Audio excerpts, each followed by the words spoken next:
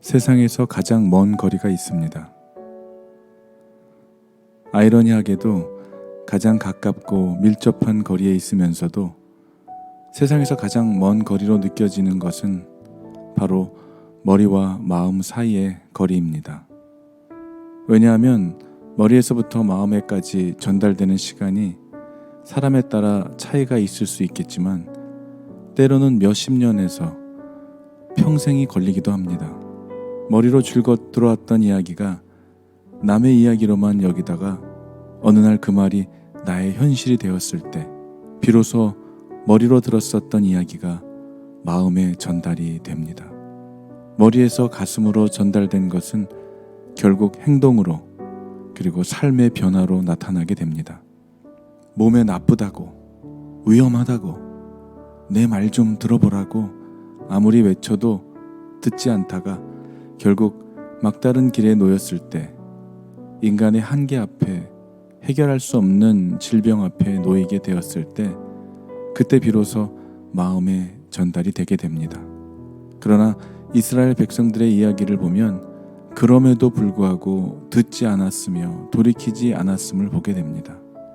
진정한 회개는 머리에서 입으로 하는 게 아니고 돌처럼 굳게 닫혔던 마음에 전달되었을 때 회개에 합당한 열매를 맺게 되는 것이죠. 그 열매란 무엇입니까?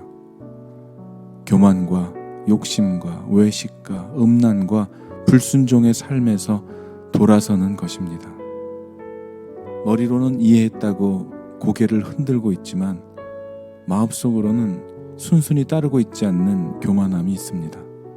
이성은 옳다라고 사인을 보내지만 그 이성을 누르고 내 뜻대로 하고픈 욕망이 그보다 훨씬 강력합니다. 머리와 마음의 거리는 가깝고도 먼 거리입니다.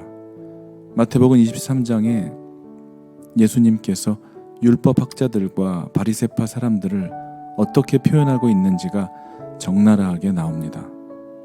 그들은 하나님의 가르침에 있어서 도덕적, 종교적으로 통달한 자들이었을 뿐 아니라 율법을 필사하는 직분을 가지고 하나님의 법대로 살았던 자들이었습니다.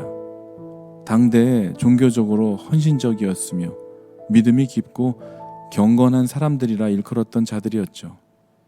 그런데 그런 그들을 예수님께서 어리석은 자들, 눈먼 인도자들, 위선자들, 심지어는 뱀들이라고 표현했을 뿐 아니라 독사의 자식들이라고 그들을 부르고 계십니다.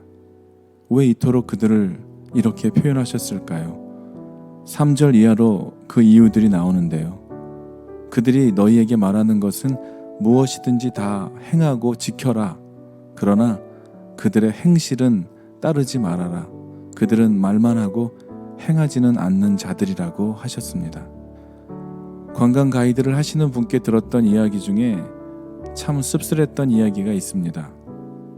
손님들 중에 제일 까다롭고 제일 말을 듣지 않는 그룹이 있는데 그 그룹이 목사님들 그룹이라는 것이죠. 늘 누군가를 가르치는 자리에 있다 보니까 누군가의 가르침을 받고 들어야 하는 자리가 어렵고 불편했었나 봅니다. 예수님께서는 말만 하고 행하지 않는 자들에 대해 엄격하고 단호하게 말씀하십니다. 그들에게 화가 있을 것이고 버림받게 될 거라고 하십니다. 겉으로는 사람에게 보이기에는 그럴듯하고 의롭게 보이지만 그 속에는 위선과 불법이 가득한 자들이라는 것이죠. 머릿속에 많은 것을 알고 있다고 해서 알고 있는 대로 다 사는 것은 아닙니다. 알고 있는 지식을 청산유수처럼 말한다 해도 무엇을 말하든 말한 대로 삶으로 살아가는 것이 능력입니다. 지금은 은퇴하신 나고영 목사님 곁에서 그분의 설교를 통해 제가 배운 것이 있는데요. 목사님께서 삶으로 가르쳐준 설교란 말한 대로 살고 산 대로 말하는 것이었다는 것입니다. 본인이 살고 있지 않은 것을 말하지 않았습니다. 목사님의 삶 자체가 설교였던 것이죠.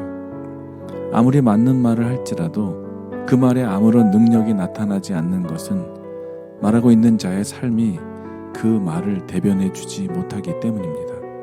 오히려 듣고 있는 자의 마음만 불편해지게 만듭니다.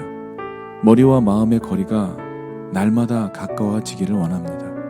말한 대로 살고 산 대로 말할 수 있기를 기도합니다. 아무리 차갑고 옹졸하고 용서받지 못할 죄 가운데 살았다 할지라도 하나님의 사랑을 만나게 되면 그분의 사랑 앞에서는 그 어떤 차가운 마음도 옹졸했던 생각도 용서받지 못할 죄조차 눈 녹듯 녹아내리게 됩니다. 우리에게 날마다 필요한 것은 육신의 할례가 아닌 마음의 할례를 받아야 한다는 것입니다. 신명기 10장 16절에 그러므로 너희는 마음의 할례를 행하고 다시는 목을 곧게 하지 말라. 진정한 마음의 할례란 히브리 말의 의미로 보면 마음의 껍질을 벗기다는 뜻입니다. 마음의 할례는 하나님께 대한 완고한 마음을 버리고 오직 온 힘을 다해 생명을 다해 온 뜻을 다해 하나님만을 사랑하는 것을 뜻합니다.